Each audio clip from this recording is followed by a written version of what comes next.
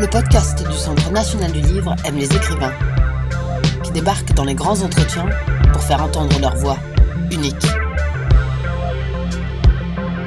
Au programme Chemin de traverse, écriture qui bouleverse. Écoutons les pensées, sages, énervées, extatiques, et laissons-nous bousculer pour ne plus revenir à l'identique.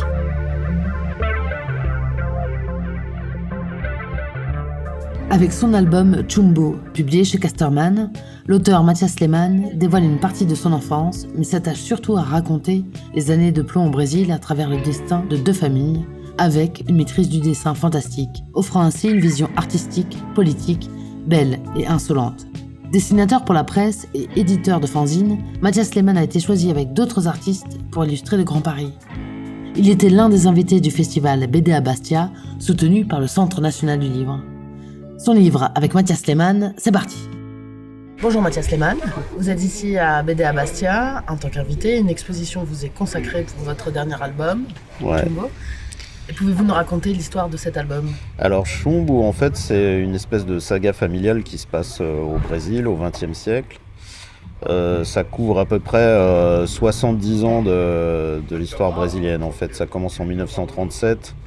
Au moment où il y a un premier coup d'État qui a donné l'Estado Novo, donc c'était une première forme de dictature. Et ça va jusqu'en 2003.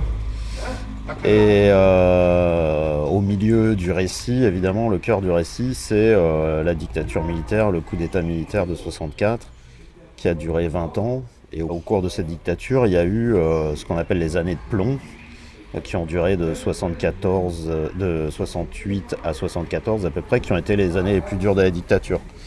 Et comme plomb, ça se dit chumbo en portugais, c'est la raison pour laquelle j'ai choisi ce titre. Et après, l'histoire brésilienne, elle est plus en arrière-plan du récit, puisqu'on se focalise plus sur une histoire d'une famille bourgeoise qui se déclasse tout au long du XXe siècle, qui est la famille Wallace. Il y a deux familles, je crois. Il y a la famille Wallace qui est plutôt la famille bourgeoise qui va être déclassée. Et puis il y a la famille Rebendoleng qui est la famille d'un syndicaliste communiste qui va disparaître dans des conditions assez sombres et qui implique le patriarche de la famille Wallace. Voilà. Et donc les enfants des deux familles, donc dans la famille Wallace vous avez Sevelin et Ramirez qui sont les deux frères ennemis. Et dans la famille Rebendoleng, vous avez Yar, qui est donc... et donc ces personnages vont se fréquenter tout au long du récit, sans savoir tous les tenants et aboutissants, les secrets de famille, etc. Mais le lecteur comprend ce qui se passe, quoi. Dans quelle mesure cette bande dessinée est-elle autobiographique ? Elle n'est pas autobiographique, elle est librement inspirée de l'histoire de la famille de ma mère. Donc ma mère est brésilienne, originaire de l'état du Minas Gerais, donc dans le sud-est du Brésil. Et le récit s'ancre à Belo Horizonte principalement, qui est la capitale de l'état. Et c'est vrai que les personnages, notamment des deux frères Sevelin et Ramil, sont très inspirés de mes oncles qui ont eu des parcours assez similaires, quoi. D'un côté, le frère qui était un journaliste communiste, donc qui était contre la dictature, etc., et qui est devenu un écrivain, puis un écrivain célèbre, etc. Et de l'autre, le frère qui était plus réactionnaire, pro-militaire, voilà. Et donc j'avais deux oncles qui étaient vraiment dans cette configuration, dont un oncle, Roberto, qui était un écrivain assez célèbre, qui a sa statue à Belo Horizonte, un peu comme dans le récit de Chumbo, justement. Vous racontiez, à l'occasion d'une discussion, que votre oncle, l'un de vos oncles, avait organisé son propre relèvement. Ah oui, ça c'est celui qui sert de modèle pour Ramírez. Et alors, j'ai pas les preuves formelles qu'il a organisé son propre enlèvement, mais j'étais sur place au moment où c'est arrivé, c'était il y a peut-être une vingtaine d'années. Et effectivement, il avait un problème avec le jeu, donc je pense que des fois il essayait de trouver des moyens pour que ses sœurs l'aident à payer ses dettes. Je le soupçonne très fortement d'avoir organisé son propre enlèvement à une époque où ça se faisait beaucoup au Brésil, les enlèvements pour des sommes plus ou moins importantes. Et une fois, il avait disparu comme ça, et puis ma tante recevait des coups de fil d'hommes étranges qui réclamaient de l'argent et qui prétendaient l'avoir enlevé. Et puis finalement, quand elle a fini par payer, de guerre lasse, mon oncle est revenu le bec en fleurs, pas du tout traumatisé, donc ça confirmait bien qu'il y avait sûrement un arrangement avec probablement des types à qui il devait de l'argent en fait, parce que je pense qu'il quand il avait besoin d'argent, il s'acoquinait avec des mecs pas nets, quoi. Donc voilà. La richesse de l'histoire, surtout ces turbulences, j'imagine que ça a dû énormément vous inspirer. Quand on regarde votre BD, il y a des scènes de foule aussi, il y a beaucoup de personnages. Bah, y a un côté comme ça au Brésil aussi, où les villes brésiliennes, où il y a beaucoup de monde. Bon, Belo Horizonte, en l'occurrence, c'est une petite ville provinciale, entre guillemets, de 2 300 000 habitants. Ce qui, pour nous, est beaucoup, mais pour le Brésil, n'est pas énorme si on compare à São Paulo. Et c'est, je sais même pas à combien de millions ils sont, 17 millions d'habitants, je sais pas. C'est sûr que c'est une petite ville, mais il y a quand même ce côté un peu...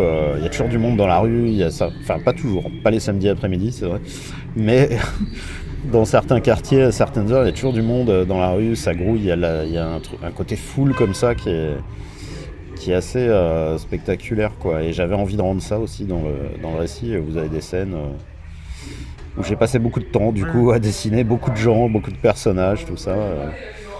Mais comme j'avais à cœur de rendre un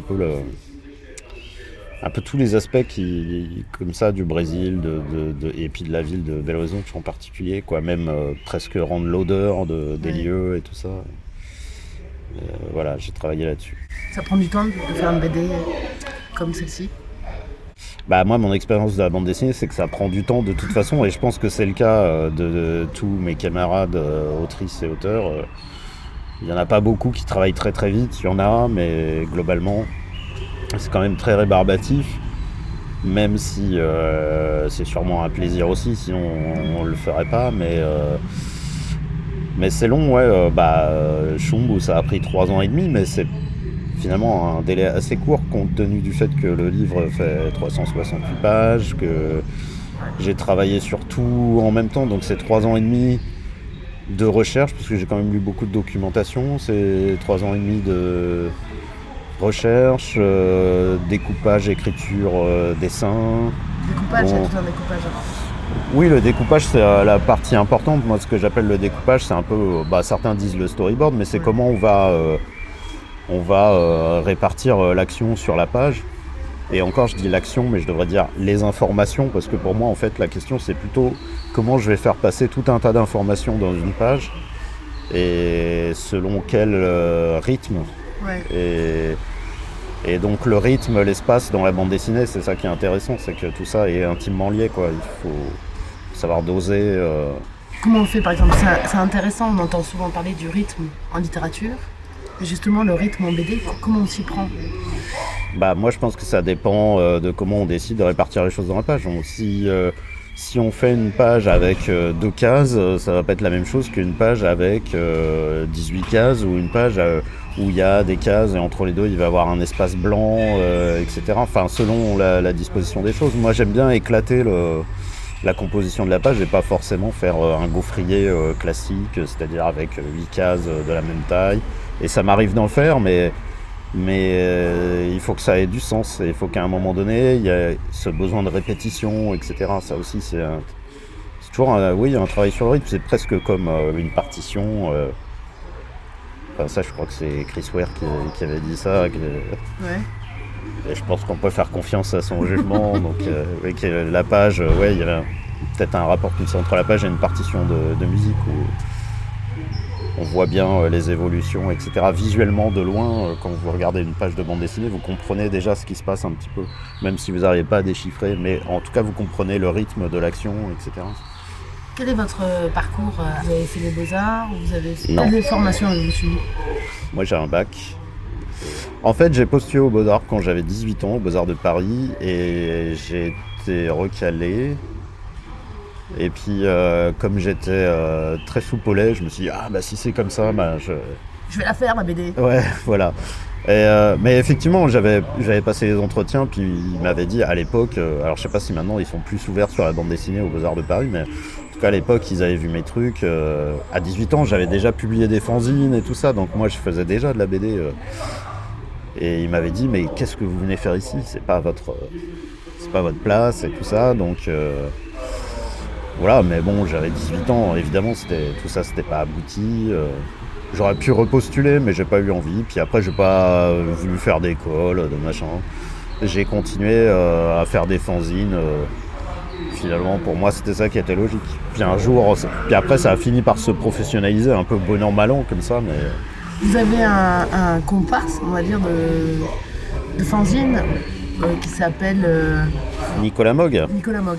Voilà. Bah, Nicolas, c'est pas vraiment un comparse de fanzine, c'est un comparse plutôt de bande dessinée. On fait des bandes dessinées ensemble, mais on n'a pas vraiment fait des fanzines. On en a fait chacun de notre côté, finalement, des fanzines, mais pas forcément ensemble, même si moi, quand je fais des fanzines, ça m'arrive d'inviter Nicolas à y participer, tout ça, mais c'est pas vraiment un travail qu'on fait ensemble, alors que les livres qu'on a publiés, notamment chez Six Pieds Sous Terre, c'est vraiment un travail à deux où on écrit le scénario tous les deux, on dessine ensemble, tout ça, mais on a un long parcours, Nicolas et moi, d'amitié de plus de 20 ans et aussi d'intérêts communs en matière de littérature, de bande dessinée, même de musique, bien sûr. On a un groupe ensemble aussi, tout ça.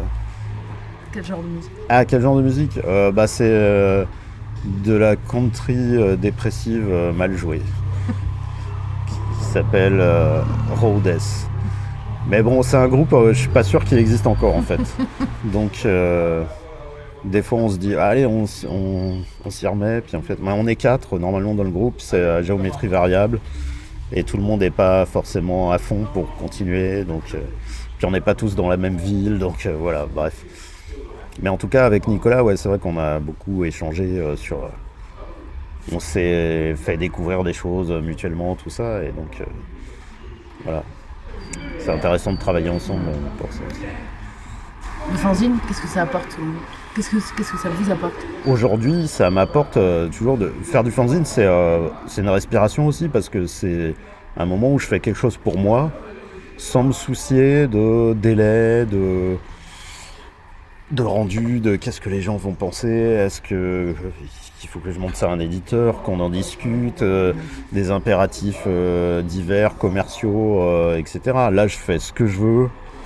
Je fais un fanzine qui s'appelle Lampiste en ce moment, où je raconte des petites histoires de mon enfance, un truc comme ça. Et puis j'ai toujours des invités.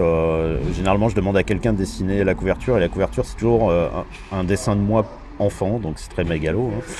Et il y a toujours des gens qui interviennent sur le dos de couverture, tout ça, ou à l'intérieur de 3 dessins.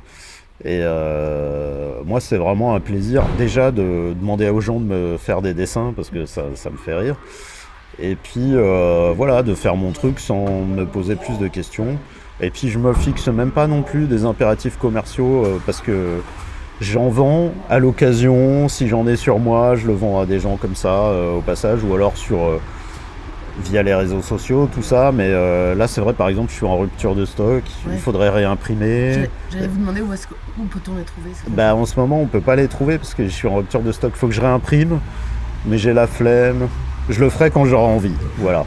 Et c'est vraiment ça la règle du fanzine, je trouve. C'est vraiment un truc qu'on fait quand on a envie, quand on peut. Mais en tout cas, c'est extrêmement satisfaisant parce qu'on maîtrise un peu toute la chaîne.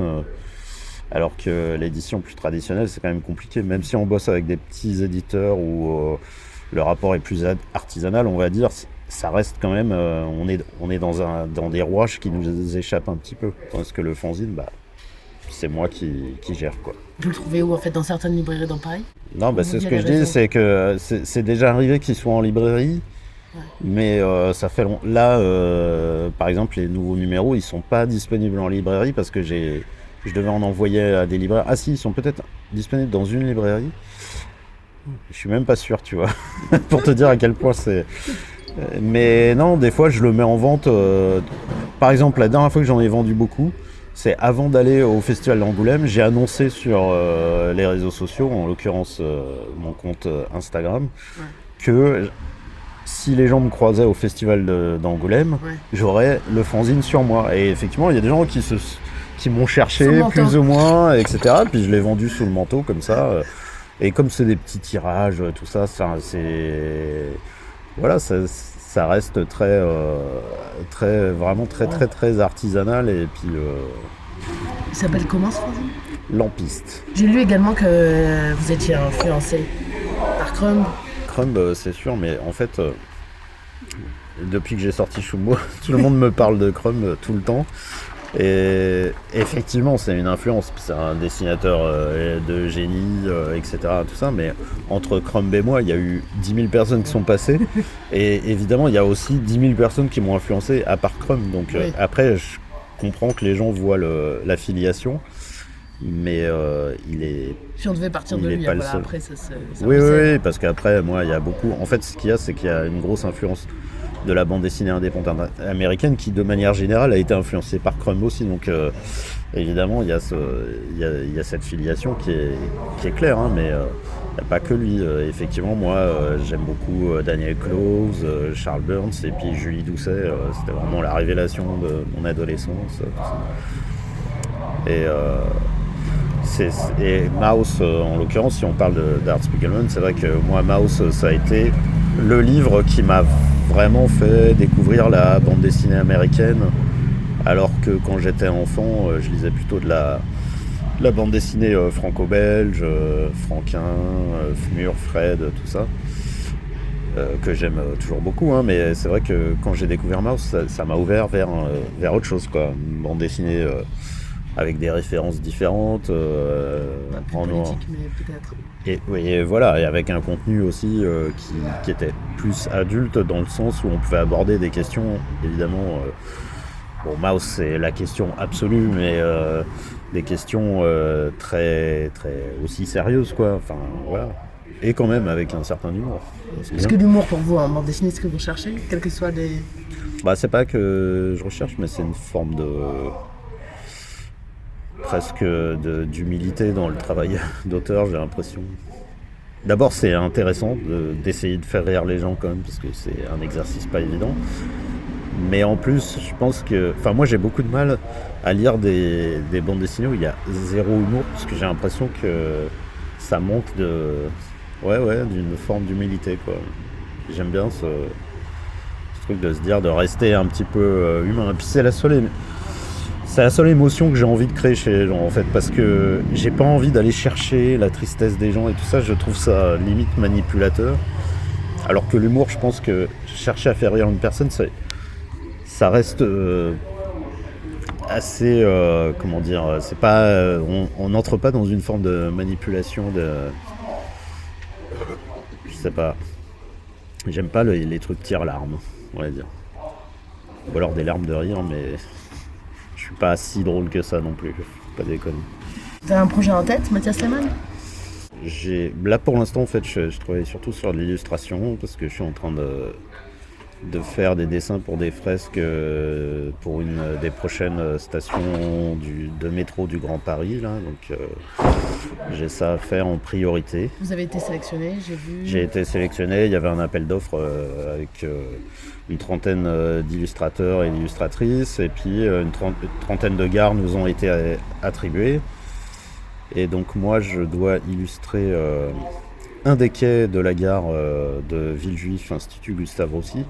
Je dis un des quais parce que dans cette gare, exceptionnellement, il y a quelques gares où il y a 2 lignes qui passent, et en l'occurrence, là, moi, je fais le quai de la ligne 14, et l'illustratrice Magali Bardos fait le quai de la ligne 15, qui sont parallèles.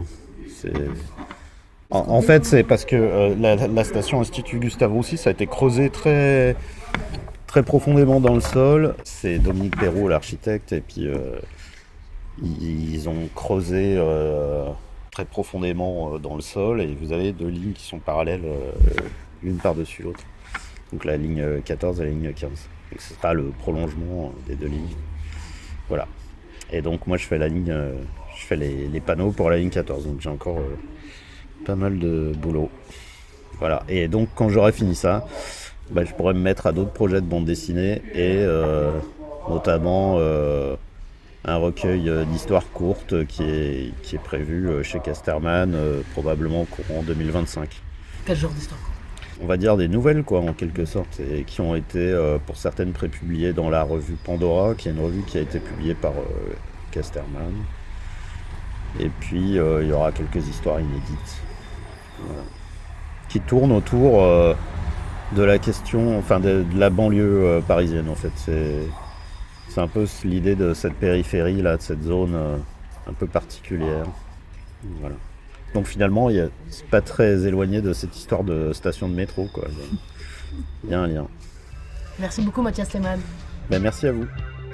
Mathias Lehmann a reçu une bourse du CNL pour la réalisation de Chumbo. Il a publié, entre autres, L'étouffeur de la RN 115 aux éditions Actes Sud en 2006, La vengeance de Croc en Jambe avec Nicolas Moog aux éditions Flûte Glaciale en 2019.